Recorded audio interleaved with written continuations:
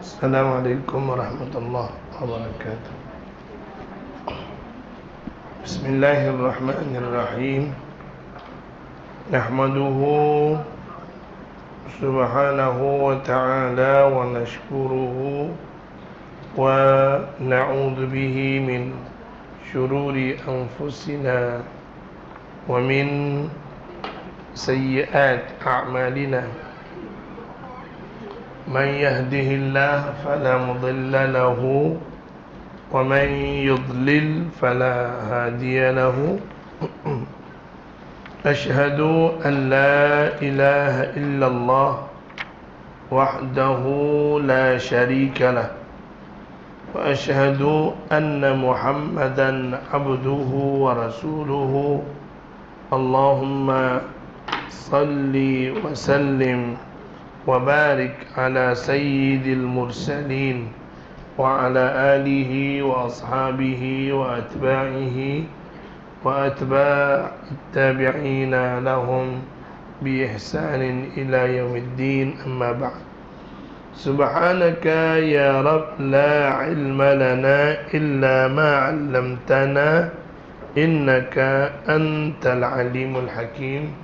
لا حول ولا قوة إلا بالله العلي العظيم.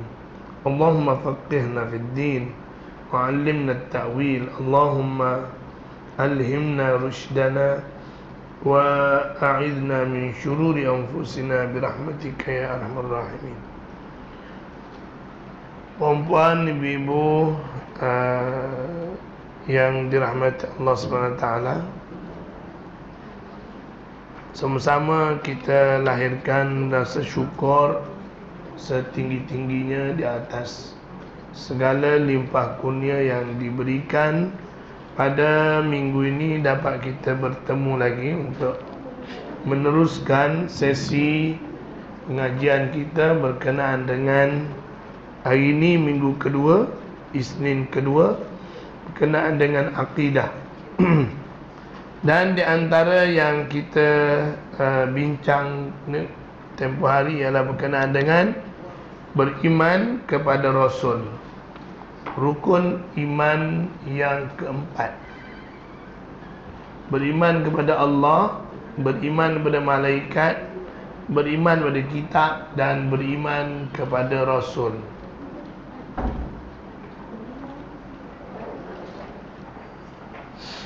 Okey puan-puan, Nabi kita Muhammad sallallahu alaihi wasallam adalah khatamul anbiya. Penutup ataupun rasul yang terakhir. Khatam ni kita guna untuk Quran. Khatam Al-Quran, penutup kepada bacaan Al-Quran, ataupun khatam, tamat. Rasulullah sallallahu alaihi wasallam, Nabi kita Muhammad juga rasul yang terakhir. Di antara akidah kita, bila kita mengucap dua kalimah syahadah, percaya kepada Allah, kita elak daripada menyekutukan Allah. Kita beriman kepada Allah, kita cuba untuk mengelak daripada menyekutukan Allah. Kita beriman kepada Rasul, kita mengelak daripada kita beriman kepada Rasul, maknanya kita cuba untuk mendekati sunnah yang dibawa oleh Rasul, menjauhi perkara-perkara yang tidak disukai, tidak disenangi oleh baginda Rasul sallallahu alaihi wasallam. Kita berhenti muka surat 69 tadi. Nombor 4 kan. Hari itu kita bicarakan definisi Rasul. Rasul ialah seorang lelaki yang dipilih oleh Allah, dibekalkan dengan wahyu dan juga mukjizat untuk membuktikan kebenaran kerasulan yang dibawa. Dan kita belajar juga pada pertemuan lepas tujuan utama Rasul-Rasul diutuskan untuk menyeru manusia supaya menyembah Allah, menyeru manusia supaya berakhlak dengan akhlak yang mulia, menyampaikan kepada manusia syariat. Syariat itu ialah peraturan, panduan hidup dan sebagainya. Dan yang keempat, Rasul menjadi model atau contoh teladan terhadap cara hidup manusia yang betul dan diredai oleh Allah.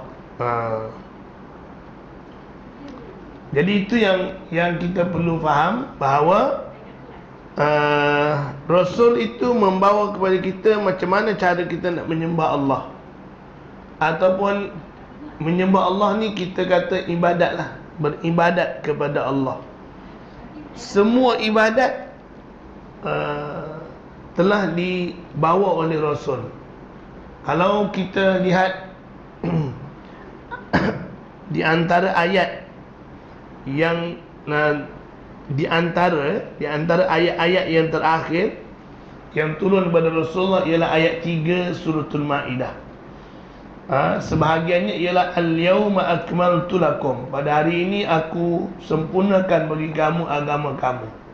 Sempurnakan bagi kamu agama kamu tu, kata para ulama, apa maksud sempurnakan kepada kamu agama kamu? Maknanya Rasulullah telah menyempurnakan tanggungjawab dia, menyampaikan 7 atau 8 perkara. Yang pertama, Rasulullah menunjukkan kepada kita akidah yang betul. Akidah tentang ketuhanan, tentang akhirat, tentang kebangkitan semula, syurga neraka yang betul. Yang pertama. Yang kedua, ibadah. Rasulullah telah menunjukkan kepada kita cara beribadat. Sama ada yang fardu ataupun yang sunat, cara beribadat kepada Allah telah disampaikan oleh baginda Rasulullah sallallahu alaihi wasallam. Yang ketiga dipanggil cara bermuasyarah, bergaul. Pergaulan yang betul telah ditunjukkan oleh baginda Rasulullah sallallahu alaihi wasallam. Pergaulan dalam rumah tangga, hubungan suami dengan isteri, ibu bapa dengan anak-anak telah ditunjukkan oleh Rasulullah. Pergaulan dengan masyarakat, dengan sesama Islam, dengan yang bukan Islam, dan termasuk hubungan manusia dengan binatang yang lain daripada manusia. Macam mana Islam itu mengambil berat semua pergaulan. Yang keempat, muamalah.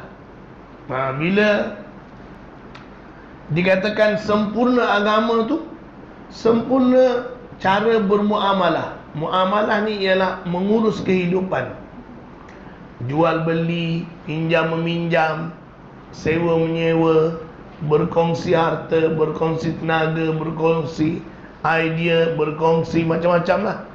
Itu yang kita ada, sistem muamalah Islam. Yang kelima, menunjukkan akhlak dalam semua keadaan. Akhlak, macam mana kita berakhlak dengan akhlak Islam, telah ditunjuk oleh baginda Rasulullah sallallahu alaihi wasallam. Jadi bila dikatakan Rasulullah itu telah menyempurnakan ajaran, Rasulullah telah menyempurnakan semua. Akhlak sebagai seorang pemimpin, akhlak kita dengan Allah, akhlak kita dengan Allah, kita kena jaga. Dalam semua amal ibadat, benda yang baik kita lakukan semata-mata kerana Allah. Itu akhlak. Akhlak ni ialah ilmu tasawuf. Ilmu akhlak ni ialah ilmu tasawuf. Ilmu teras utama akhlak ni ialah ikhlas kerana Allah Subhanahu Wa Taala. Macam mana kita nak beribadat secara ikhlas? macam mana kita nak tolong menolong hubungan kita dengan sesama manusia, tapi nak lakukan dengan ikhlas kerana Allah. Suami memberi nafkah kepada isteri dengan ikhlas, isteri berkhidmat kepada suami dengan ikhlas, kerana Allah. Bukan berkhidmat kepada suami kerana suami ataupun kerana cinta. Sama juga dengan suami memberi nafkah bukan kerana dia sayang, bukan kerana dia cinta, tapi kerana Allah. Selagi dia bergelar sebagai isteri, selagi dia bergelar sebagai suami, maka kita kena laksanakan tanggungjawab. Begitu juga kita dengan anak-anak. Akhlak kita ialah dengan anak-anak kena jaga, ikhlas mendidik dia, memberi nafkah pada dia, mengajar dia, bagi pendidikan dan sebagainya, ikhlas kerana Allah Subhanahu wa taala. Tak boleh kita lakukan bukan kerana Allah.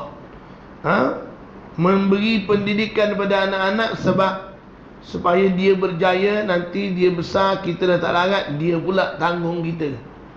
Kita memberi pendidikan pada anak-anak ikhlas lillahi ta'ala. Ada pulangan, tak ada pulangan, itu bukan kerja kita. Jangan mengharap nanti bila kita dah tua dia tolong kita. Tak. Itu bukan kerja kita, itu kerja Tuhan.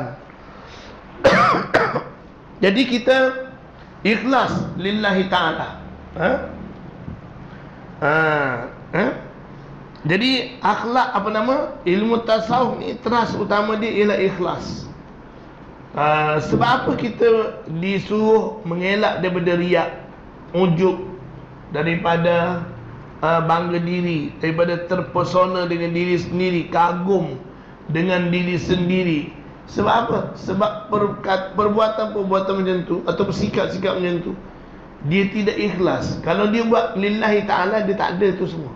Tidak ada sombong, tidak ada bongkak, tidak ada riak, tidak ada sum'ah, tidak ada ujub, tidak ada hasad, tidak ada takabur dan sebagainya. Kalau kita ikhlas lillahi ta'ala. Jadi Nabi sallallahu alaihi wasallam menyempurnakan agama tu, menyempurnakan semua. Macam mana nak memerintah negara, macam mana nak macam-macam, semua aspek kehidupan telah sempurna. Itu sebab kita tidak boleh menerima sekiranya ada orang mendakwa ada amalan tambahan yang Nabi tak sempat ajar. Ada amalan yang Nabi tak sempat ajar kepada sahabat. Nabi ajar kepada umat dia melalui mimpi je, katakan. Tak. Sebab apa? Kalaulah Nabi tak sempat ajar, maknanya belum sempurna lah. Sedangkan Allah SWT telah mengatakan Nabi telah menyempurnakan. Allah telah sempurna, dah ajar semua. Al-yawm akmaltu lakum dinakum. Itu yang ditunjuk ataupun yang dibawa oleh baginda Rasulullah sallallahu alaihi wasallam. Jadi hadirin, puan-puan, ibu yang dirahmati Allah, bila kita kata kita beriman pada Allah, beriman pada Rasul, kita kena beriman semua yang dibawa, yang ditunjuk, yang diajar oleh baginda Rasulullah sallallahu alaihi wasallam. Okey, hari ini kita nak berbicara berkenaan dengan bilangan Nabi dan Rasul. Ini sebenarnya tajuk yang kita dah biasa, yang perempuan telah pun biasa mempelajarinya.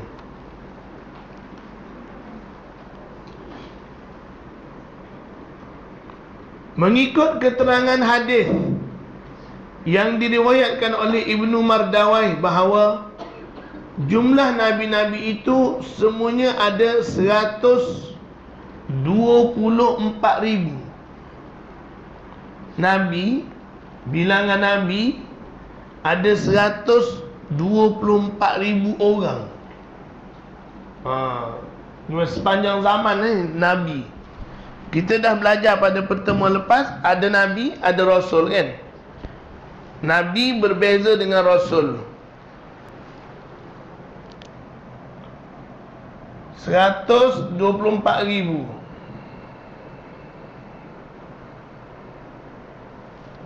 Nabi.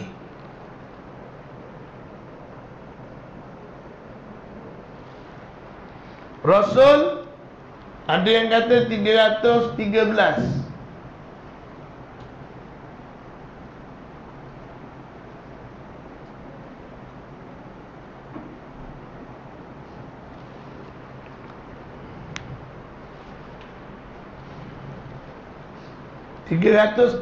orang. Cuma yang kita wajib tahu 25 orang. Yang kita wajib tahu 25 orang sahaja.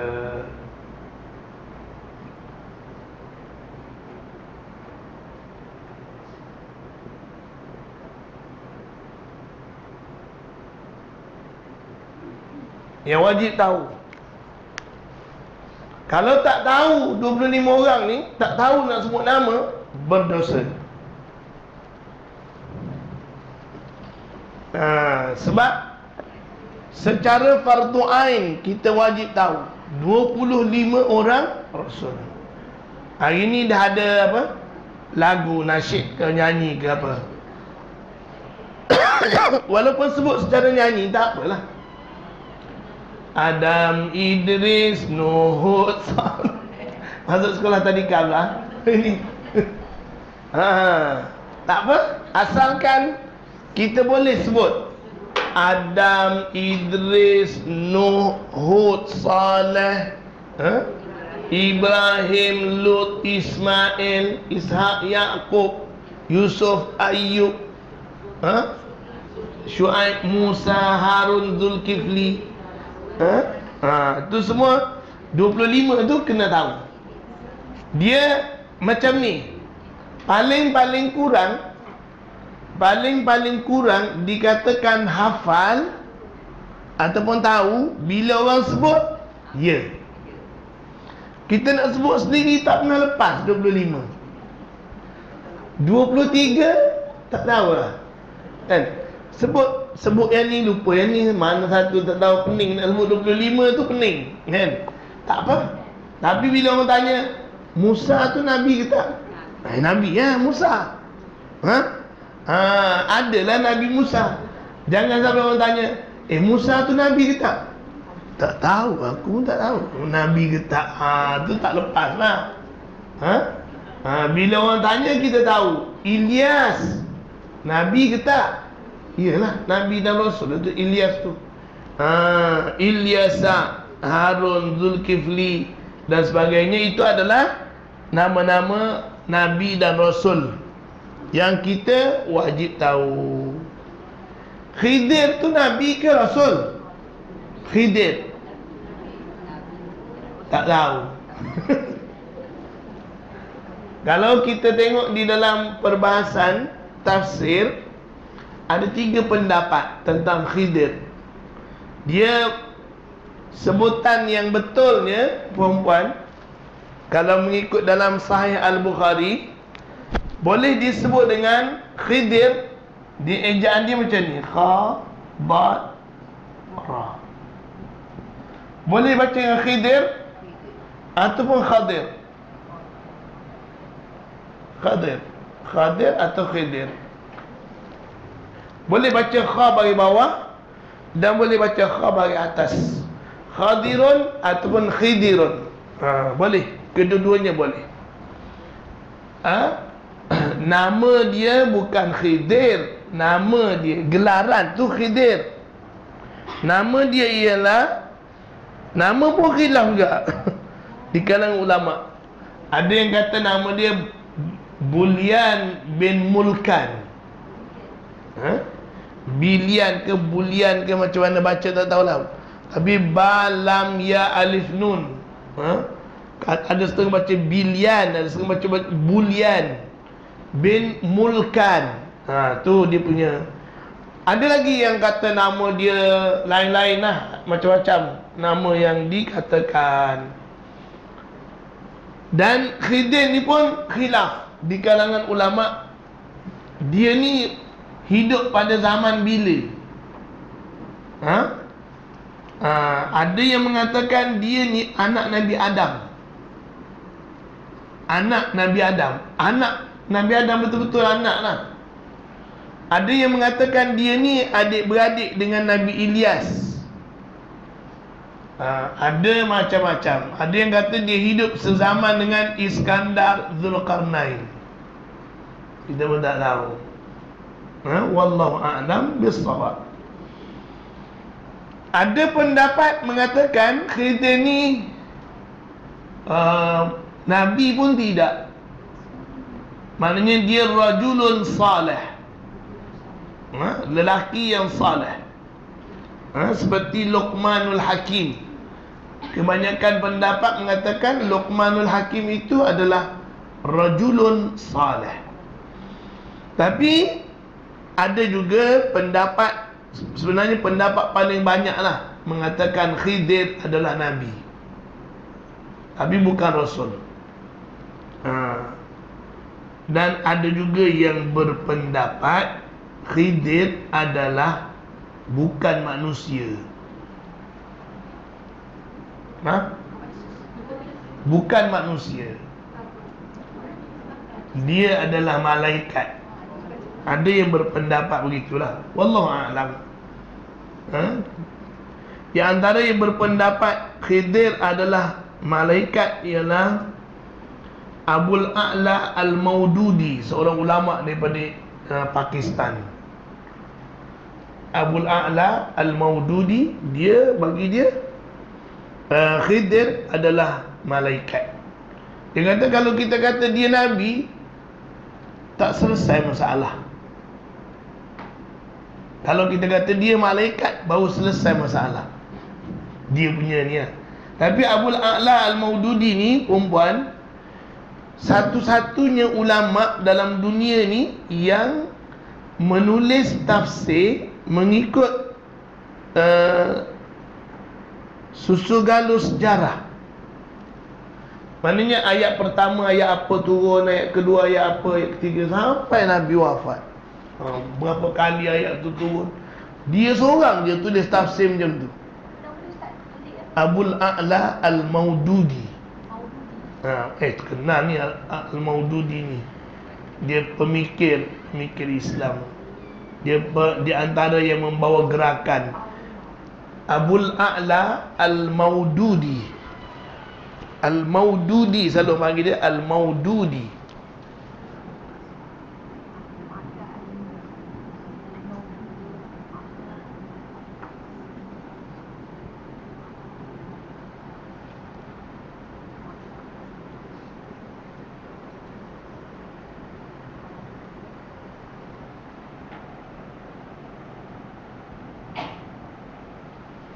Abul A'la Al-Maududi.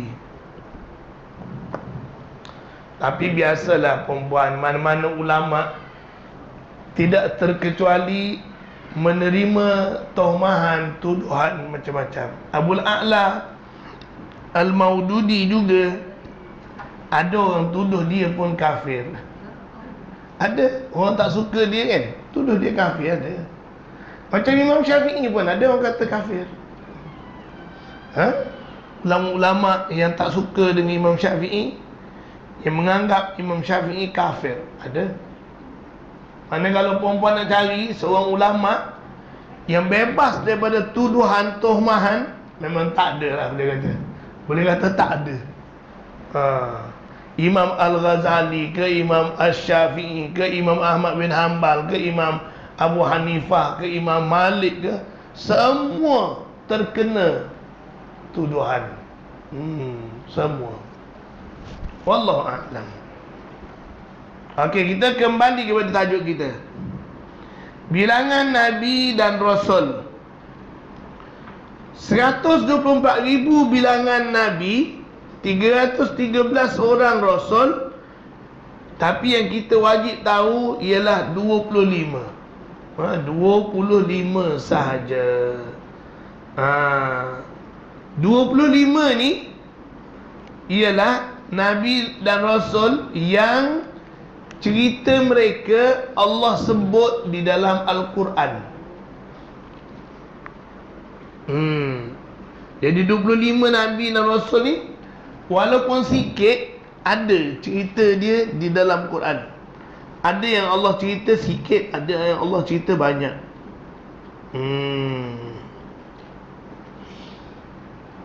Itulah nama-nama tu tersenarai.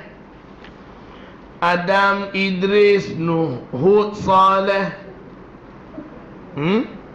Ibrahim, Lut, Ismail, Ishak, Yaqub, Yusuf, Ayub, Syuaib, Musa, Harun, Zulkifli, Daud, Sulaiman, Ilyas, Ilyasa, Yunus, Zakaria, Yahya, Isa. Dan yang terakhir, wal akhiru, yang terakhirlah Muhammad Al-Mustafa. Gelaran Nabi Muhammad ni, perempuan, ibu-ibu, gelaran kepada Nabi Muhammad banyak. Ada yang menyenaraikan sampai beratus-ratus. Tapi kalau kita tengok dalam buku-buku akidah, Nabi Muhammad jelah Al-Mustafa.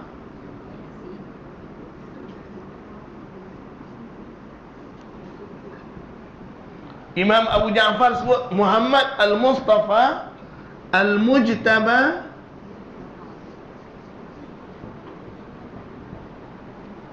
Al-Murtada.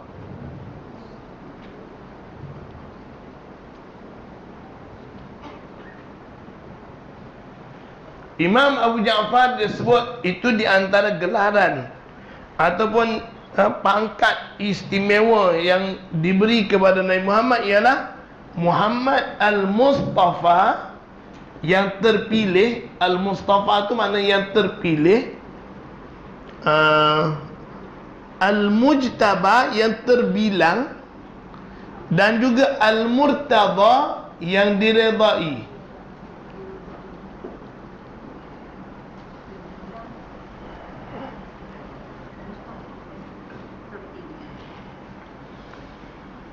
Dibahaskan oleh para ulama kenapa Nabi Muhammad terpilih. Kenapa Nabi Muhammad tu terpilih? Terpilihnya Nabi Muhammad bukan dengan sebab fizikalnya yang handsome, ataupun bukan dengan sebab keturunannya yang mulia daripada keturunan bangsawan Quraisy. Bukan. Nabi Muhammad sallallahu alaihi wasallam terpilih kerana nilai takwa yang ada di dalam dirinya terhadap Allah Subhanahu wa taala. Nilai takwa yang paling tinggi ialah Nabi Muhammad sallallahu alaihi wasallam. Dia digelar dengan Sayyidul Anbiya wal Mursalin, penghulu kepada para nabi dan rasul. Sayyidul Anbiya wal Mursalin.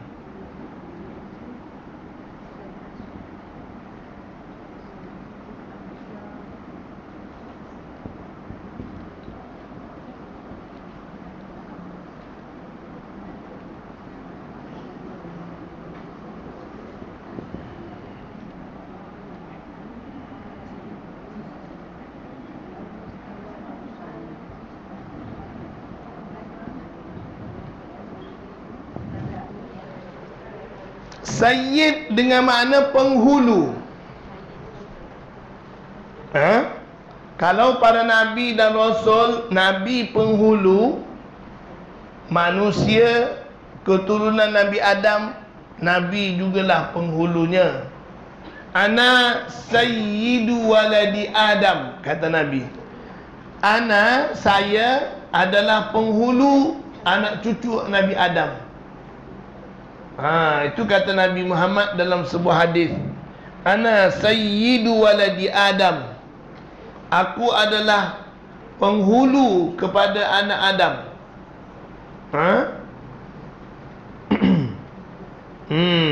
Di akhirat nanti Nabi Muhammad adalah awwalu man syaqqul ard. Orang yang pertama keluar daripada kubur. Bila dibangkitkan, orang pertama keluar daripada kubur ialah Nabi Muhammad sallallahu alaihi wasallam. Orang yang pertama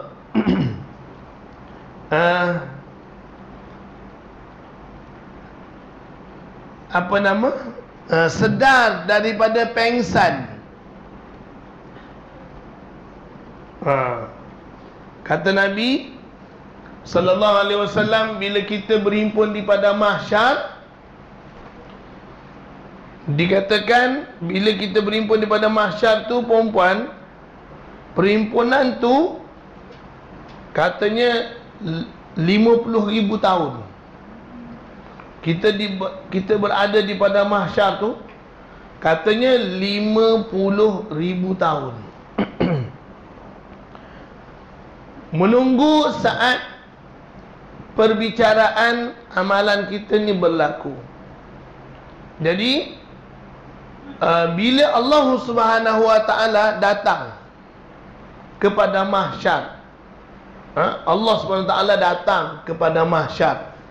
Macam mana datang tu wallahu a'lam, kita tak tahu. Ada dua pendapat besar. Yang pertama, sebab yang menyebut datang ni Allah sendiri. Allah sendiri sebut, wa jaa rabbuka, datang Tuhan kamu, wal malaku saffan saffa, malaikat berbaris-baris. Bila Allah datang, malaikat berbaris-baris. Apa maksud datang? Golongan pertama dia kata Allah Subhanahu wa taala sendiri yang cakap dia datang. Maka kita pun terimalah Allah itu datang kerana percaya kepada ayat Quran. Macam mana datang? Wallahu a'lam bissawab, tak tahu. Datang yang tak sama dengan makhluk. Kalau ikutkan datang, pada bahasanya lah datang daripada satu tempat ke satu tempat. Itu mana datang. Kalau duduk di tempat yang sama tak panggil datang. Kan? Datang tu kalau mengikut bahasa dari satu tempat ke satu tempat. Adakah Allah itu bertempat macam tu? Berubah-ubah? Wallahu a'lam. Kita tak tahu. Tapi itulah yang dimaklumkan oleh Allah kepada kita di dalam Al-Quran. Dan apabila datang Tuhan kamu, malaikat berbaris-baris menyambut kedatangan Tuhan. Itu pendapat pertama, kata datang macam mana tak tahu. Terima datang tapi tak tahu macam mana, kaifiatnya tak tahu. Wallahu a'lam bissawab. Bukan datang seperti makhluk datang. Okey. Yang kedua kata bukan diri Allah yang datang atau zat Allah, bukan. Yang datang tu perintah Allah. Perintah Allah. Wallahu a'lam. Kita pun tak tahu. Tapi datanglah. Macam mana datang? Perintah ke, zat ke, tak tahu. Wallahu a'lam. Bila Allah datang, perempuan, kali pertama manusia melihat Allah pengsan. Semua pengsan. Yang ada di padang mahsyar tu semua pengsan.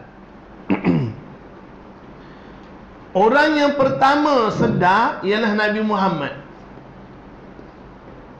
Orang yang pertama sedar ialah Nabi kita Muhammad sallallahu alaihi wasallam. Dia kata bila aku sedar je, aku tengok Nabi Musa alaihi salam berpeluk pada tiang Arash. Aku pun tak tahu dia ni bangkit jaga sebelum sedar sebelum aku ke, atau dia tak pengsan. Jadi para ulama kata, kalaulah dia sedar sebelum Nabi, bukanlah Nabi Muhammad orang pertama sedar. Nabi kata dia orang pertama sedar, maknanya Nabi Musa tu tak pengsan. Itu yang dipilih oleh para ulama lah. Nabi Musa tak pengsan. Sebab apa? Sebab semasa di dunia dulu dia dah pengsan. Kan masa pergi bermunajat nak tengok Allah SWT tu kan, dekat Bukit Sinai, orang lain 70 orang mati, Nabi Musa seorang pengsan. Jadi dia dah pengsan dah. Jadi ke akhirat nanti dia tak pengsan lagi. Wallahu a'lam bis-shawab. Jadi Nabi kata, aku orang pertama sedar tengok Nabi Musa sedang berpeluk pada tiang arash. Macam mana peluk nak tahu perempuan bersama mana tiang arash? Tak tahu. Bukan kecil-kecil tu perempuan. Sebab arash tu berapa saiz dia? Kan? Saiz arash tu bersama mana? Nak ada tiang bersama mana tiang arash? Wallahu a'lam bis-shawab.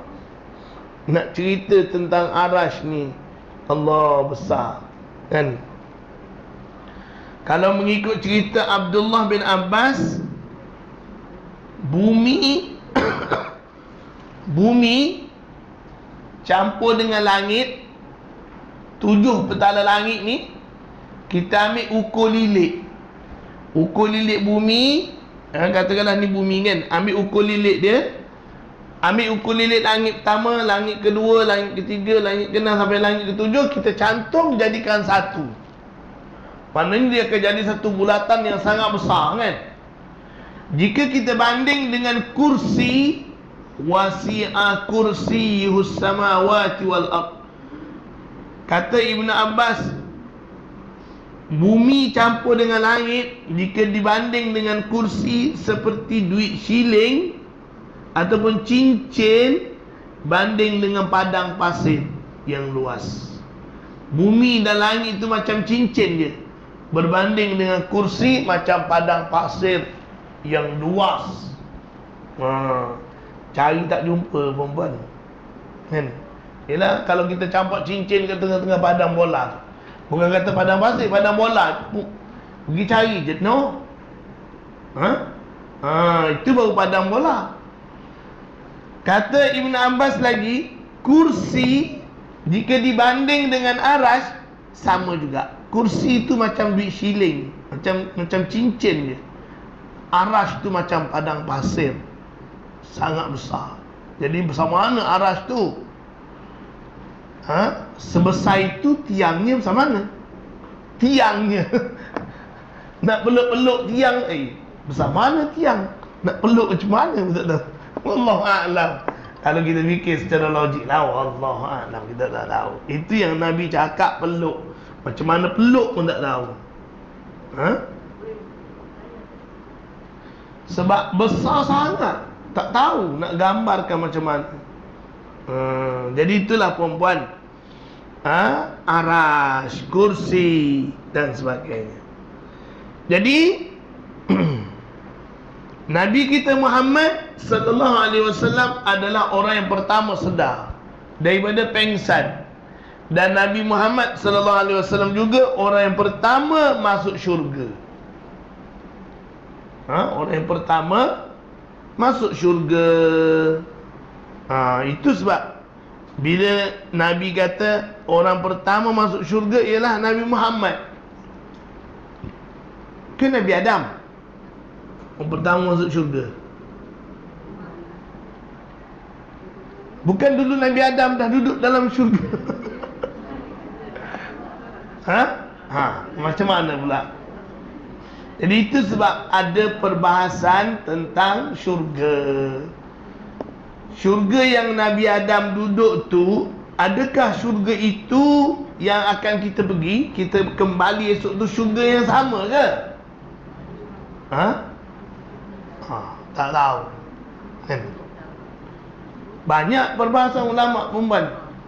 Ulama bahas kalaulah syurga yang sama, dalam syurga ni ada batasan, ada limitation. Maksudnya ada yang boleh makan, ada yang tak boleh makan, terhad. Oh, dalam syurga ada had-had juga. Ke macam mana?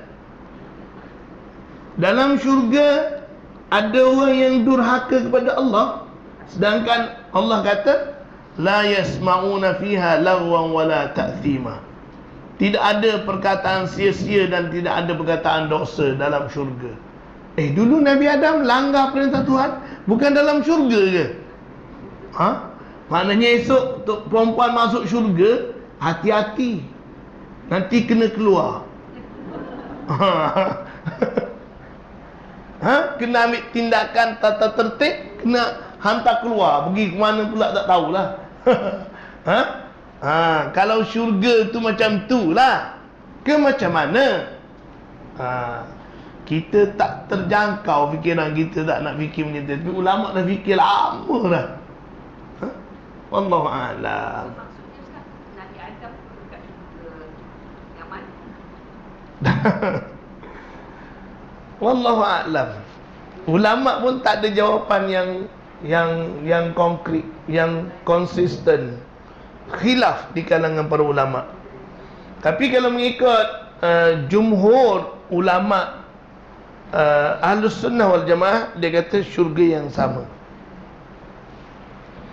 Tapi tidak dinafikan, ada pendapat mengatakan tak, syurga Nabi Adam tu syurga lain. Syurga yang kita nak balik, nak pergi ke destinasi perjalanan hidup ni, itu syurga lain. Syurga tu tidak ada had, tidak ada dosa, tidak ada dengki, tidak ada apa, jealous tak ada. Dan dalam syurga tu semuanya sempurna, tidak ada. Wallahu a'lam bissawab. Jadi khilaflah di kalangan ulama. Cuma Imam Al-Qurtubi dia berpendapat syurga yang sama. Cuma dia kata peraturannya lain. Tak, dulu untuk Nabi Adam tu lain, peraturan dia lain. Esok bila kita pergi, dia tak sama dah peraturan dengan masa Nabi Adam duduk dulu tu. Wallahu a'lam. Dan kalau syurga macam yang Nabi Adam duduk dulu, masih bahaya jugalah. Mungkin terkeluar. Syaitan pun boleh masuk lagi. Mana boleh dalam syurga. Wallahu a'lam. Boleh tipu-tipu pula, macam dia punya apa, security dia tak kuat lah. Boleh tembus ke tak?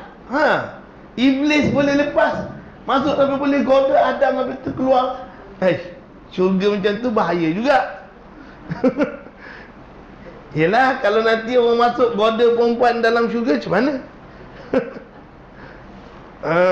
Jadi kalau harap-harap kalau syurga yang sama, peraturan yang lain. Kalau syurga yang sama. Wallahu a'lam bissawab. Ini cikgu.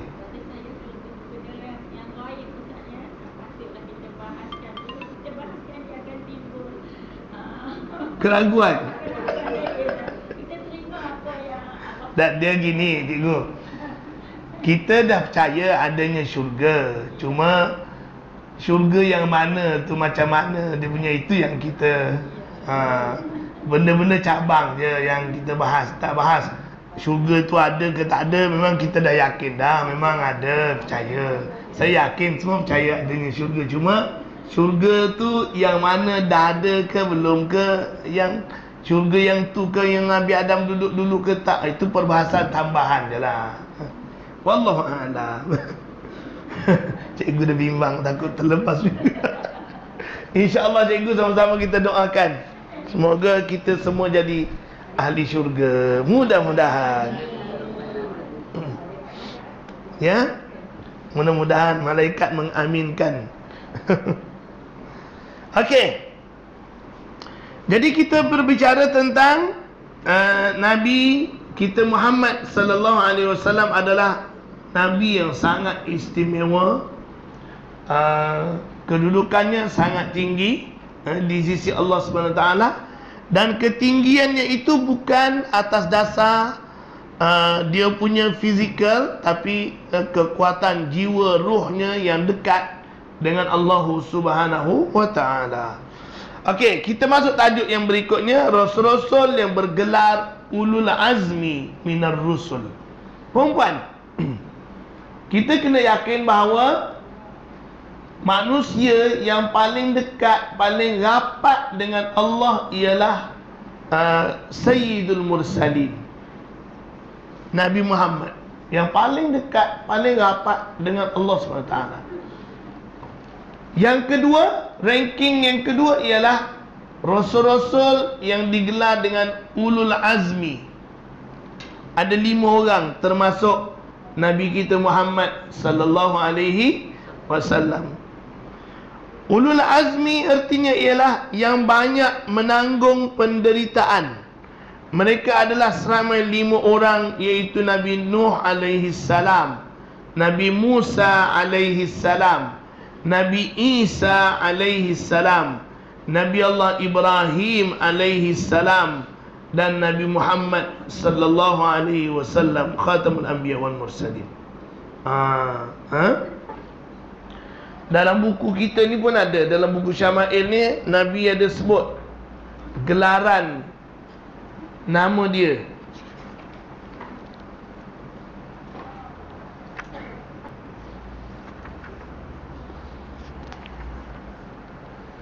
Muka surat 340.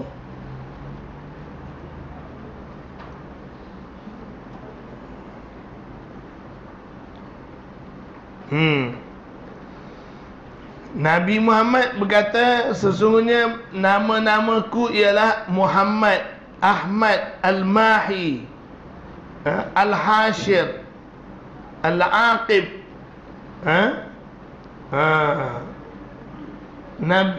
dia juga Nabiyur Rahmah, Nabiyut Taubah, Anal Muqaffa, Anal Hashir, Anal Malahim. Itu Nabi sebut nama-nama dia. Dan ada lagi nama-nama yang dia tak sebut, macam Yasin, Taha dan sebagainya, tu juga nama-nama Nabi Muhammad sallallahu alaihi wasallam.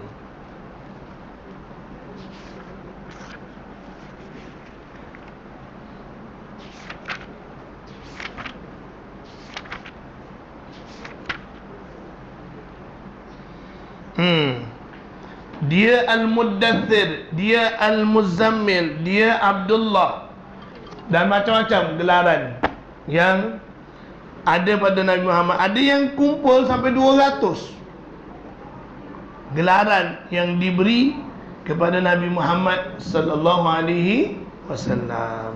Wallahu a'lam. Jadi perempuan, di segi akidah kita berpegang Nabi-Nabi, Rasul-Rasul kedudukannya lebih tinggi daripada Nabi-Nabi. Nabi-Nabi kedudukannya lebih tinggi daripada wali-wali, lebih tinggi daripada sahabat-sahabat, dan sebagainya. Jadi kalau kita tengok Nabi Muhammad, Nabi-Nabi, Rasul-Rasul ulul azmi, kemudian Rasul-Rasul yang lain, kemudian Nabi-Nabi, kemudian para sahabat Nabi, para sahabat di bawah Nabi-Nabi, para sahabat, para wali. Wali ni bawah lagi lah daripada para sahabat. Dikatakan sahabat yang paling rendah martabatnya lebih tinggi daripada setinggi-tinggi wali. Wallahu a'lam. Ada yang berpendapat begitulah dalam akidah Ahlus Sunnah wal Jamaah. Jadi kita ceritalah, nak wali besar mana pun dia tidak boleh menandingi sahabat. Bukan kata nak menandingi Nabi, nak menandingi sahabat pun tak boleh. Dan dia tak boleh kita nak ukur kehebatan Nabi-Nabi, Rasul-Rasul, para manusia ni dengan pencapaian yang kita nampak. Tak boleh. Sebagai contoh, adakah Nabi Khidir lebih tinggi kedudukannya daripada Nabi Musa?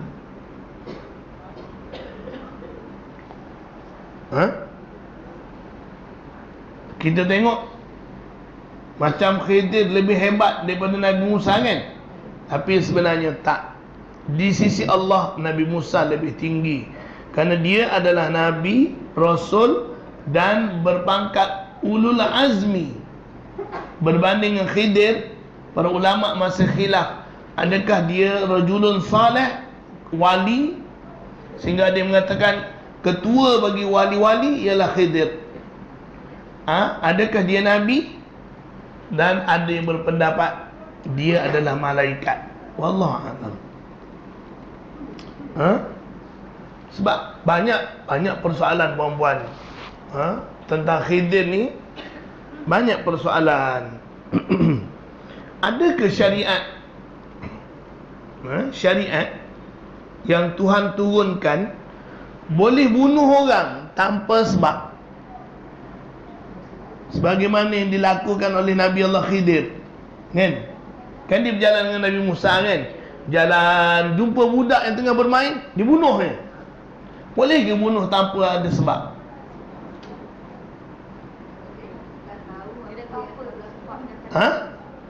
Kalau ada berlaku pun kena ada proses perundangan, pembicaraan. Mana boleh main tuduh-tuduh macam tu.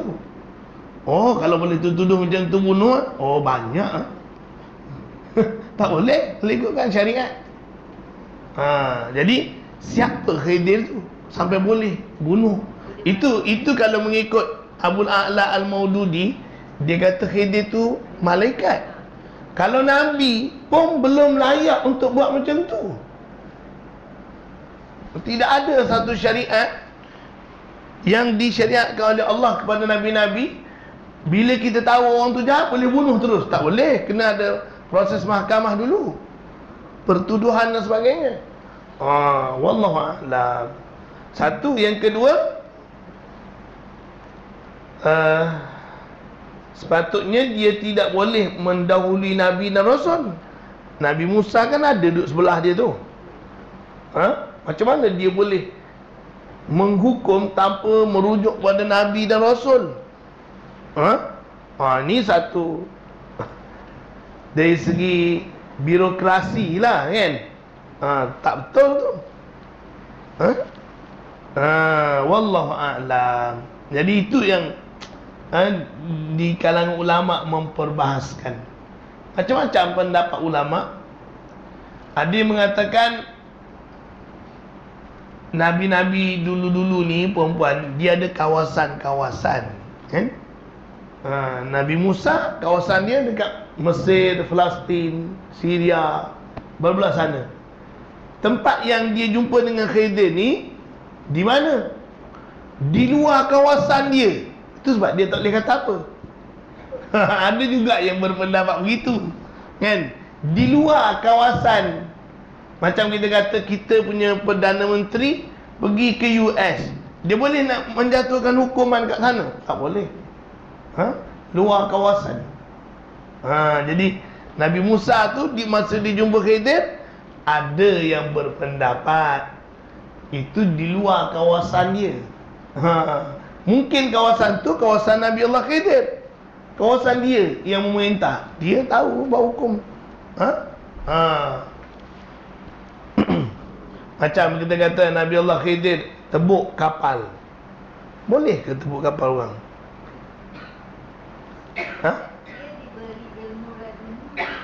Adakah kalau kita tahu ilmu gaib, kita boleh khianat orang punya?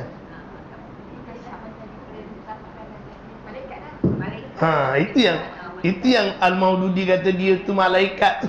Sebab dia di luar daripada syariat. Wallahu a'lam. Kalau ikut kan, katakanlah kita tahu kereta ni akan dirompak, kita pun pancitkan siap-siap, boleh? Supaya dia jangan pergi sana, nanti kena rompak, pancitkan siap-siap, boleh? Tak boleh, khianat. Tak boleh.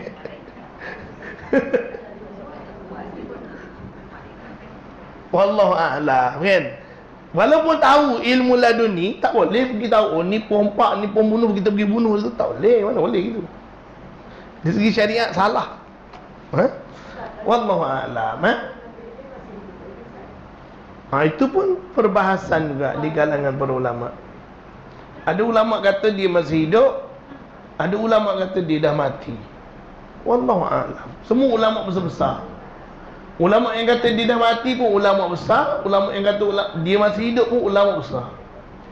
Jadi kita ni tak padan nak bagi pandangan. Saya tak padan nak bagi pandangan sebab ulama yang kata dia hidup pun ulama besar-besar. Ulama yang kata dia dah mati pun ulama besar-besar. Wallahu a'lam. Nantilah kalau ada masa kita cuba bahaskan. Nak tunggu turn surah lambat lagi. Juzuk amal pun belum habis. Nak sampai juzuk 15, 16. Surah Al-Kahfi. Nantilah puan-puan, kalau ataupun mungkin puan-puan boleh cari kelas lain buat tafsir surah Al-Kahfi. InsyaAllah jumpa perbahasan tu. Okey puan-puan, dah pukul 12 lah kita. Sifat-sifat yang ada pada Rasul. Setiap Muslim wajib mengetahui dan percaya bahawa setiap Rasul mempunyai sifat wajib, sifat mustahil dan juga sifat harus. Maknanya Nabi-Nabi ni semua Nabi-Nabi dan Rasul-Rasul ada 4 sifat wajib pada dia. Yang kita tahu kan, siddiq, benar, amanah, makna jujur. Jujur tu maksudnya dia tidak mengkhianati ajaran yang Allah SWT bagi pada dia. Tabligh, menyampaikan. Mustahil para Nabi dan Rasul menyembunyikan ajaran. Mustahil. Lawan kepada sifat wajib ialah sifat mustahil. Siddiq, benar. Mustahil Nabi-Nabi Rasul-Rasul tu bohong, dusta. Ni pun ada perbahasan juga ni perempuan, kalau perempuan belajar. Tapi kita sebab sekadar sepintas lalu je. Macam mana dengan Nabi Allah Ibrahim AS? Adakah dia tidak dikira berbohong?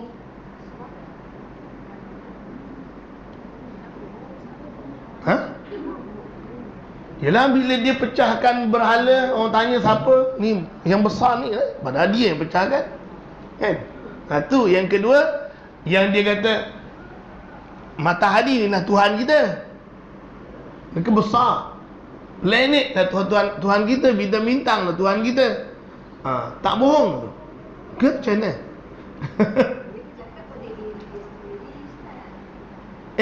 Bercakap diri dia sendiri apanya? Raja Namrud yang tanya, man fa'ala hadha bi alihatina, siapa buat ni kat Tuhan-Tuhan kita ni pecah kan? Nabi Ibrahim kata bal fa'alahu kabiruhum, bahkan yang buat ni yang besar tu lah. Kapak ada kat telinga dia. Allah cerita dalam Quran tu, kan? Apa dia? Nak menunjuk. Maknanya boleh berbohong kalau nak tunjuk kebenaran.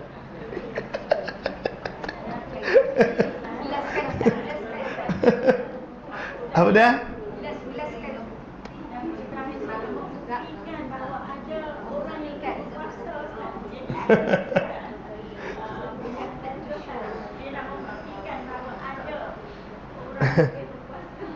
Ada orang yang lebih berkuasa. Maknanya kalau kita nak membuktikan orang yang lebih berkuasa ada, boleh melalui dengan cara bohong, boleh berdakwah dengan cara bohong ke macam mana? Cikgu.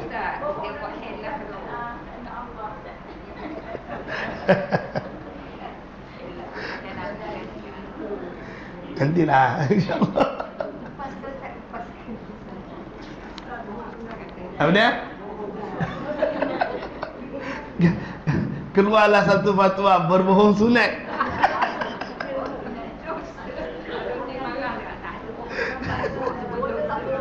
Oh, dekat mana sunat ke?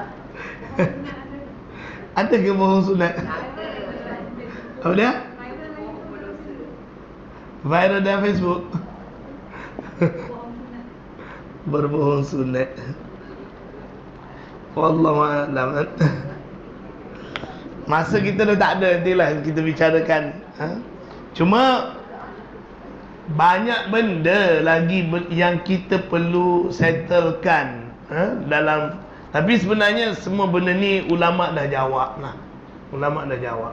Cuma yalah, tu perlu kita belajar. Belajar waktu sekarang, benda kita belajar sama je. Sifat 20, percaya pada Nabi, sifat wajib, sifat mustahil, sifat harus, sama je dengan belajar darjah 1 dulu. Cuma yalah, dari segi kontens dia tak samalah. Dulu belajar sekadar hafal je. Sidik, amanah, tabligh, fatanah, apa benda pun tak tahu. Yalah, kalau perempuan nak tahu belajar sifat 20 ni, kalau silibus negeri Selangor lah, darjah 1. Belajar sifat 20 ni darjah 1. Nak ajar apa kan budak darjah 1? Okey, sifat wajib bagi dan mustahil bagi Rasul itu ada 4 yang wajib. Bila 4 yang wajib, 4 jugalah yang mustahil. Siddiq maknanya benar. Mustahil tu Rasulullah, Nabi-Nabi berbohong, berdusta. Amanah adalah wajib bagi Rasul tu bersifat amanah. Semua Nabi-Nabi, Rasul-Rasul itu adalah amanah. Mustahil mereka ini khianat. Lain yang Allah suruh sampaikan, lain yang dia sampaikan. Itu mana khianat, kan? Walaupun sikit, walaupun satu, tak mungkin. Walaupun kena pada diri sendiri, Nabi-Nabi dan Rasul-Rasul ni, dia akan cakap.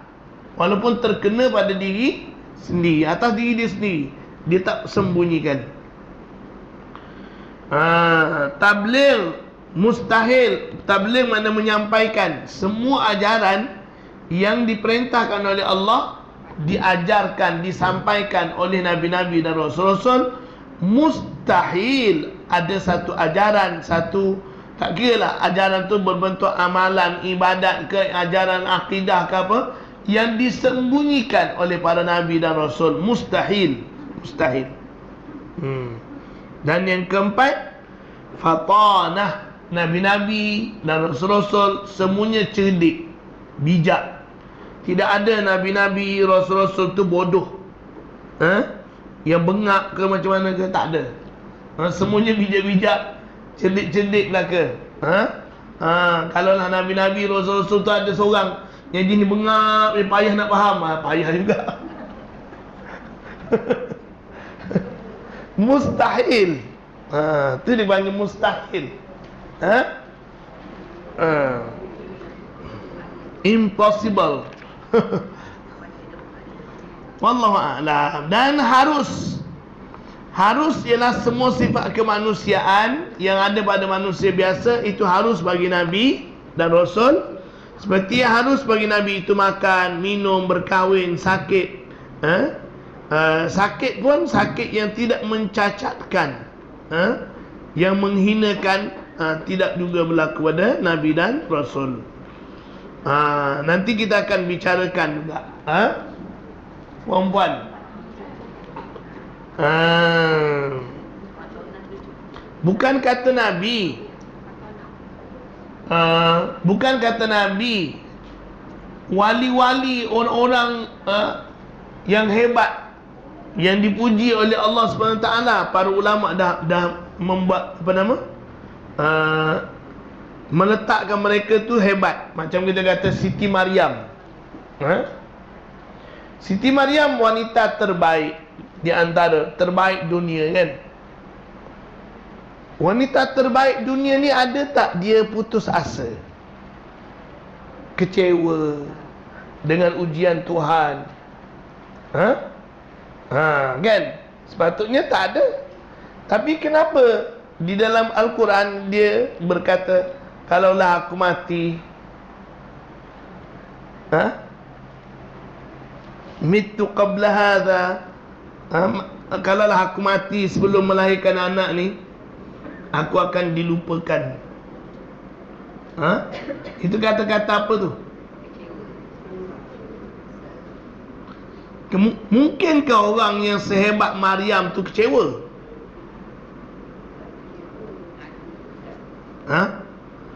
Banyak persoalan tak jawab ni.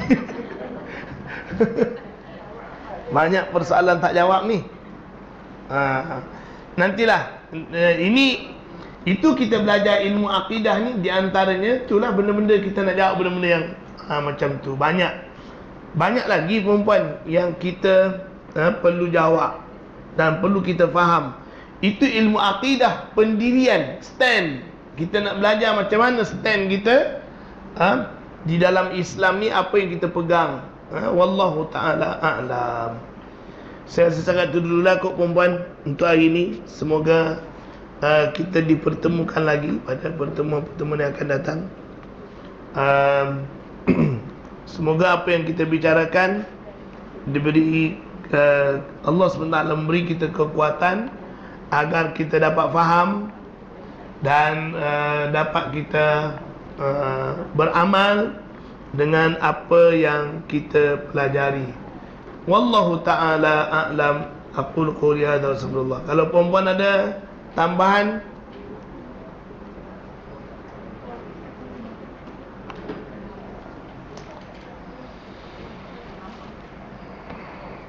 kita baca sikit lah. Apa nama? Sampai mana Topi besi ke? Bab yang ke? Bab yang ke berapa? Berapa? 17. Serban Rasulullah sallallahu alaihi wasallam.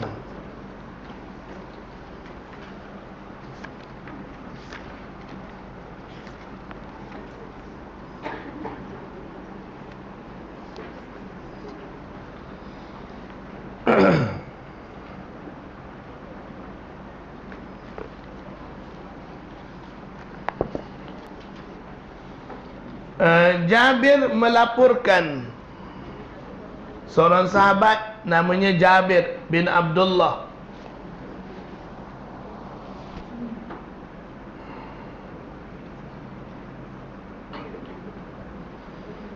Melaporkan bahawa Nabi sallallahu alaihi wasallam dakhala an-nabiy sallallahu alaihi wasallam Makkah yaum al-fath wa alaihi imamatun sauda. Pada hari penaklukan kota Mekah, Rasulullah sallallahu alaihi wasallam masuk kota Mekah itu dengan memakai serban di kepala baginda Rasulullah sallallahu alaihi wasallam.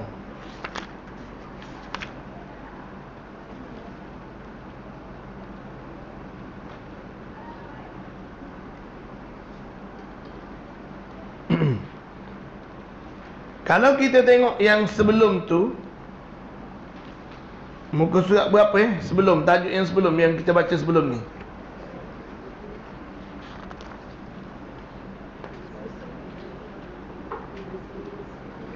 Nabi pakai topi besi. Yang hari ni Nabi pakai serban. Berapa kali Nabi masuk kota Mekah?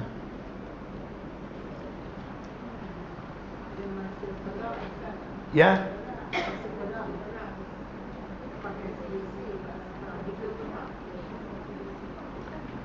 Perang masa bila? Perang Uhud mana kat Mekah pula?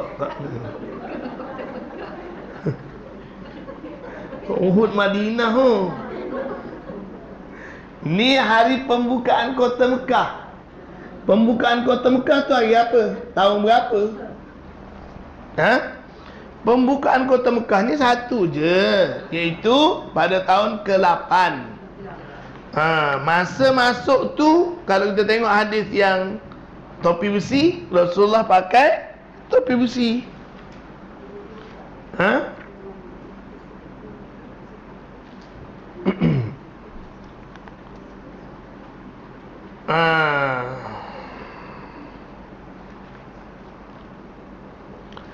Jadi kata Sebab dia masuk tu, kalau kita tengok pada sejarah, Nabi SAW berada di kota Mekah selama 18 hari.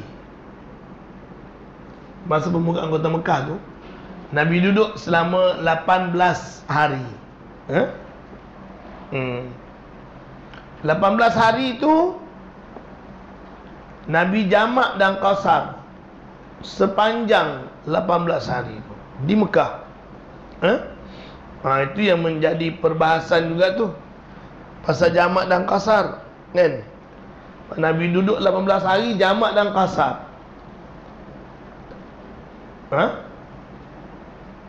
Apa dah? Nabi buat takkan tak boleh pula. Nabi buat. Itu saya kata lah, ada perbahasan. Ada perbahasan. Dulu kita dah bincang dah kan, dulu masa jamak dan qasar. Dia kalau mengikut mazhab Syafi'i, kita ada 3 keadaan atau beberapa keadaan lah. Kalau kita dah plan, tak boleh lebih daripada 4 hari. Kalau masuk 4 hari, kita plan nak pergi Mekah 4 hari, sampai-sampai je tak boleh jamak dan qasar. Sebab kita dah plan nak bermukim di situ. Sampai je kita dah dikira bermukim lah. Status sebagai seorang musafir tu habis bila kita sampai. Itu satu keadaan. Maknanya kita plan nak pergi situ berapa hari. Yang kedua, kita pergi, kita tak plan nak duduk berapa hari. Tapi bila sampai kat situ, baru kita buat keputusan nak duduk berapa hari. Katakanlah saya pergi ke Mekah, berapa hari nak pergi Mekah? Tiket balik open. Pulang nak balik, berapa hari nak pergi duduk berapa hari. Sampai dekat Mekah, setelah lihat keadaan yang diperlukan, oh saya nak duduk sini seminggu lah kot. Nak duduk seminggu. Bila kita buat keputusan nak duduk seminggu, berarti kita telah membuat keputusan untuk bermukim di situ, kan? Bermukim maknanya bila kita buat keputusan nak duduk situ, nak bermukim di situ, status musafir dah habis. Tak boleh lagi nak jamak dan qasar. Sebab kita dah buat keputusan nak duduk situ. Walaupun tadi kita tak plan pergi nak duduk, tak tahu berapa hari nak duduk. Sampai situ kita buat keputusan. Itu pun tak boleh jamak dan qasar juga, sepanjang duduk situ. Sepanjang dalam perjalanan saja dia boleh jamak dan qasar. Yang ketiga, dia memang tak plan nak duduk berapa hari. Sebagaimana yang berlaku kepada Rasulullah SAW tu, kalau mengikut mazhab Syafi'i, Rasulullah pergi, dia tak plan nak duduk berapa hari kat Mekah. Duduk mengikut keperluan, 1 hari, 2 hari, 3 hari, tak selesai masalah. Berlanjutan sampai 18 hari. Itu dibenarkan jamak dan qasar, sebab kita tidak niat nak menetap atau bermukim di situ. Kita masih status musafir, cuma urusannya belum selesai. Perempuan niat nak balik kampung. Balik kampung, pada mulanya niat nak balik sehari je kot, nak balik tengok, nak ziarah mak ataupun bapa ataupun siapa-siapalah adik-beradik yang sedang sakit. Dengar-dengar kabar dia sakit, baliklah tengok. Balik-balik tengok, nampak macam tenat je. Kita pun tambahlah 1 hari lagi, tunggu tengok besok. Tunggu besok, nampak macam lagi tenat, tambah lagi sehari, tambah lagi sehari, tambah 18 hari. Sepanjang 18 hari itu boleh jamak dan qasar. Sebab perempuan punya status musafir, tidak ada niat nak bermukim. Tapi tak ada plan nak duduk berapa hari. Tapi kalau perempuan daripada KL nak balik kampung, nak duduk kampung ni 5 hari, sampai-sampai je tak boleh jamak dan tak boleh qasar. Sebab apa? Sampai-sampai je status musafir dah tamat. Musafir tu hanya dalam perjalanan sahaja. Bila sampai ke kampung, itu dah dikira bermukim. Minima bermukim ialah 4 hari. Minima bermukim ialah 4 hari. Jadi itu berkenaan dengan jamak dan qasar. Wallahu a'lam. Okey puan-puan, jadi kalau kita lihat kepada dua-dua hadis ni, ada satu hadis Rasulullah pakai topi, ada satu hadis Rasulullah pakai serban. Maknanya kata berulama harus pakai topi. Sebab Rasulullah pun pakai topi. Betul tak? Betul lah. Ada waktunya nak naik motosikal, kalau kena pakai topi, pakai topi. Kenapa nak kerana nak pakai serban sangat? Katakanlah bagi contoh, dah perlu pakai topi, pakai topi. Rasulullah masuk Mekah pakai topi. Sebab masa tu perlu pakai topi. Suasana perang, pakai topi, topi. Yang lebih selamatnya topi daripada serban. Rasulullah pakai topi. Ke Rasulullah tak pernah cat ke serban dia? Tak pernah buka ke serban dia? Pakai topi. Ada hadis sahih apa? Kan? Kalau nak pakai lah, nak pakai serban boleh juga, sunnah juga. Wallahu a'lam. Jadi Rasulullah dikatakan masuk kota Mekah tu, pada awal perjalanan lagi ni dia pakai topi. Tapi setelah masuk kota Mekah, dia pakai serban. Mana? Sebab pertempurannya tak berlaku, dah tamat, Rasulullah pakai serban kemudiannya. Tapi suasana perang tu masih ada. Sebab apa? Ada yang belum lagi settle, yang belum menyerah, yang belum apa, yang masih menyembunyikan diri dalam rumah, berkurung, yang lari, yang apa semua. Banyak itu yang menyebabkan banyak hari Rasulullah duduk kat kota Mekah tu. Sebab selepas tu pula berlaku pula peperangan Hunain dengan penduduk apa nama? Taif, penduduk Taif ataupun kaum Hawazin. Berlaku peperangan Hunain.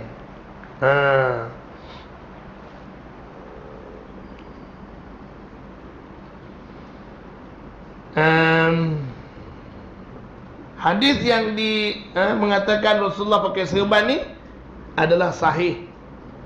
Sahih. Maknanya Rasulullah memakai serban. Dilaporkan oleh Muhammad bin Bashar daripada Abdurrahman bin Mahdi daripada Hamad bin Salamah. Itu dia punya sanad dia. Amru bin Hurais berkata, Ra'aitu ala ra'si Rasulillah sallallahu alaihi wasallam imamatan sauda. Aku melihat Rasulullah memakai serban berwarna hitam di atas kepala baginda sallallahu alaihi wasallam. Amru bin Hurais juga berkata, anna Nabiyya sallallahu alaihi wasallam khataban nas wa alaihi imamatun sauda. Rasulullah pernah menyampaikan khutbah di hadapan orang ramai dan baginda memakai serban berwarna hitam. Maknanya bila masuk kota Mekah nak berkhutbah, kelihatan Rasulullah pakai serban, bukan lagi pakai topi. Tak adalah pakai baca khutbah pakai topi. Nanti ada pula yang baca khutbah pakai topi. Kan? Rasulullah baca khutbah pakai serban. Masa perang, waktu-waktu tertentu pakai topi. Wallahu a'lam. Kana an-nabiy sallallahu alaihi wasallam idza atamma sadala imamatahu baina katifaihi apabila Rasulullah memakai serban, Rasulullah menjulurkan hujung serban itu di antara dua bahunya. Ekor serban tu duduk kat sini. Maknanya Rasulullah pakai serban, ada ekor dia tu dia letak kat depan ni, di antara dua bahu. Itu yang Rasulullah sallallahu alaihi wasallam lakukan. Okey. Ibnu Abbas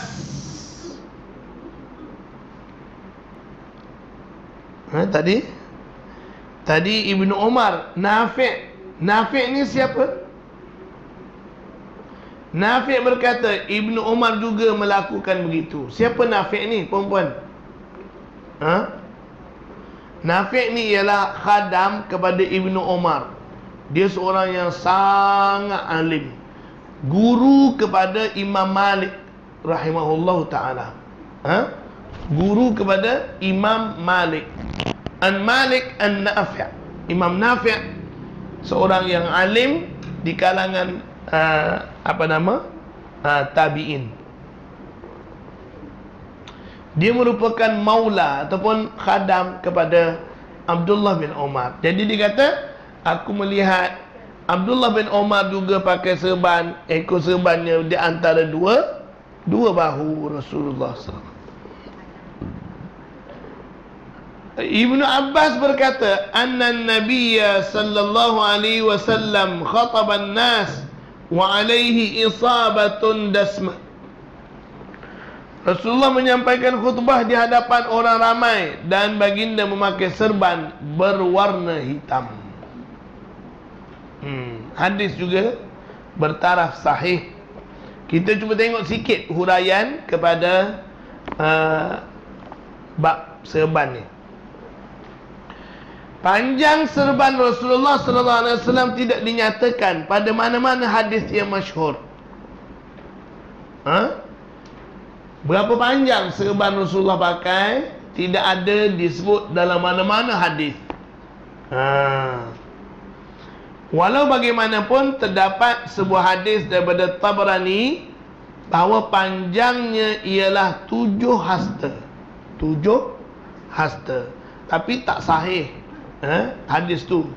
Tapi adalah dari segi nak beramal, dia bukannya bolehlah kita nak beramal. Serban Rasulullah 7 hasta. Kita pun belilah kain 7 hasta untuk mengikat kepala serban. Al-Allamah Baijuri, ni ulama mazhab Syafi'i juga, Imam Al-Baijuri memetik rahmatullah alaih, memetik daripada Hafiz Ibnu Hajar. Al-Hafiz Ibnu Hajar rahmatullah alaihi telah menyatakan bahawa hadis ini tidak berasas. Imam Ibnu Hajar Al-Asqalani dia kata hadis yang Imam At-Tabrani bawa tadi yang kata serban 7 hasta tu tidak ada asas. Mana tak tahu daripada mana hadis tu. Wallahu a'lam. Tak tahu, tak ada perawi terputus. Itu kata-kata Ibnu Hajar, bukan kata-kata saya. Dan penulis ni dia ambil petik kata-kata Ibnu Hajar tadi. Al-Allamah Zuhri rahmatullah alaih berkata bahawa beliau telah membaca banyak kitab khususnya mengenai sirah, namun tidak menjumpai hadis menyatakan panjang serban Rasulullah sallallahu alaihi wasallam. Jadi kalau ada orang mendakwa serban Rasulullah ni begini panjang begini, itu semua tidak ada maklumat yang tepat. Tidak ada, tak kuat sandarannya. Imam An-Nawawi rahimahullah rahmatullah alaih telah menukilkan bahawa Rasulullah sallallahu alaihi wasallam mempunyai 2 serban. Sehelai daripadanya pendek 6 atau 7 hasta dan sehelai lagi panjang yakni 12 hasta. 12 hasta. Itu pun tidak ada sumber yang sahih juga. Pengarang kitab Madkhal menyatakan bahawa serban Rasulullah SAW hanyalah yang 7 hasta sahaja. Maknanya Imam Nawawi kata ada 2. Satu 12 hasta, satu 6 atau 7 hasta. Tapi ada pendapat lain kata yang 12 hasta tu tak ada langsung. Yang ada hanya yang 7 hasta saja. Maknanya Di kalangan ulama sendiri pun tak ada yang dapat menentukan berapa panjang. Lebih-lebih lagi, itu cuma pandangan sahaja. Tidak ada sandaran hadis secara sahih tentang serban Rasulullah. Itu satu. Yang kedua, puan-puan, berkenaan dengan serban ni, tidak ada riwayat yang sahih yang Nabi suruh pakai serban. Nabi suruh. Yang sahabat ni ada ni, yang sahih ni, orang tengok Nabi pakai serban. Tengok pakai serban, bukan Nabi je, Abu Jahal pun pakai serban. Sebab serban tu pakaian kebudayaan masa tu. Itu sebab ramai ulama mengatakan serban ni dia bukan sunnah syar'iyah. Bukan, dia sunnah, tapi bukan sunnah syar'iyah. Dia sunnah ni ada banyak kategori. Jadi kalau kita pakai serban, saja-saja pakai, tak dapat pahala. Tapi kalau kita pakai kerana kita suka pakai macam Nabi pakai, baru dapat pahala. Kena ada niat.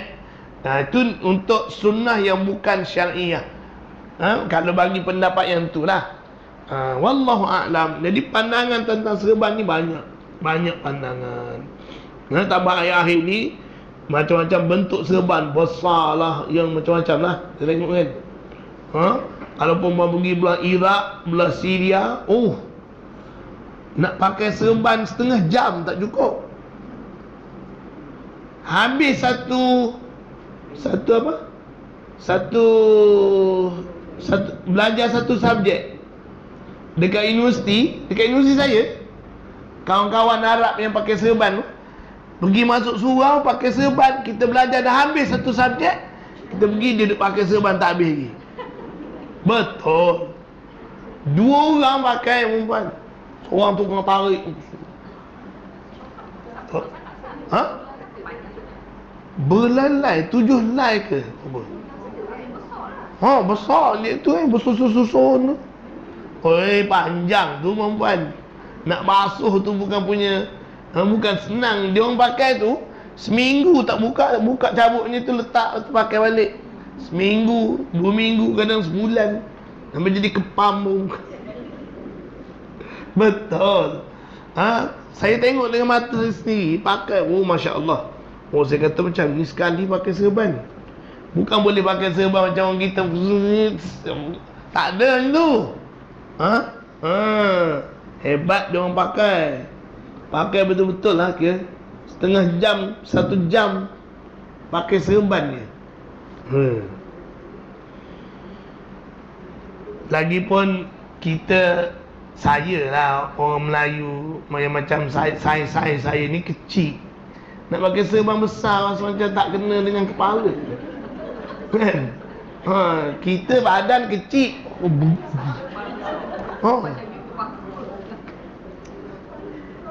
Wallahu a'lam. Sunnah pakai serban tu sunnah, tapi dia bukan sunnah yang menjadi keutamaan. Yang menceritakan kelebihan pakai serban, semuanya tidak sahih, kata para ulama. Kata para ulama, bukan saya. Saya cuma menukilkan saja. Tapi nak kata tak boleh pakai serban, tak. Pakailah, sunnah. Wallahu a'lam. Tapi bukanlah sampai mesti pakai serban, tak boleh pakai topi. Itu pun tak betul juga lah sampai pegang macam tu. Sebab Rasulullah pun ada masa dia pakai topi.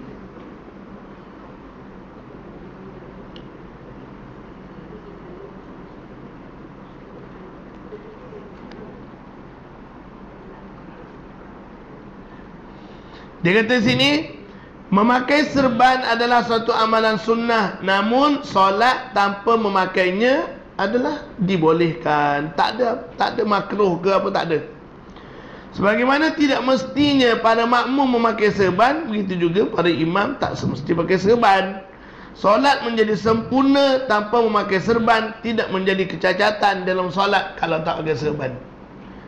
Sebagaimana yang setengah mendakwa pakai serban, pahala sembahyang jadi berapa puluh kali ganda. Tak betul. Tak betul. solat boleh sempurna tanpa pakai serban. Kerana pemakaian serban adalah sunnah, maka diharamkan memaksa imam memakai serban. Sini dia cakap, saya baca ni, pakai serban tu sunat. Jadi kalau kita nak paksa orang pakai serban adalah haram. Jangan paksa. Wallahu a'lam. Ini pandangan dia kat sini. Ni siapa ni? Ulama tabligh. Ulama apa nama? Maulana siapa nama ni? Mustafa Maulana Zakaria. Maulana Zakaria Al-Kandahlawi. Ni penulis kitab ni. Kita tengok dalam tabligh kan dia orang pakai serban kan. Tapi dia pun berpendapat gitu. Boleh pakai, tapi jangan paksa orang. Seseorang yang sentiasa memakai serban ketika bertemu seseorang atau keluar dari rumah atau keluar ke mana majlis jemputan, baginya adalah makruh bersolat tanpa serban. Yang makruh tu kalau orang tu memang dia ke mana-mana memang pakai serban dia. Tiba-tiba nak sembahyang dia tak pakai. Dia makruh. Bagi kita yang tak pakai serban ni tak makruh lah. Wallahu a'lam. Itu pandangan dia.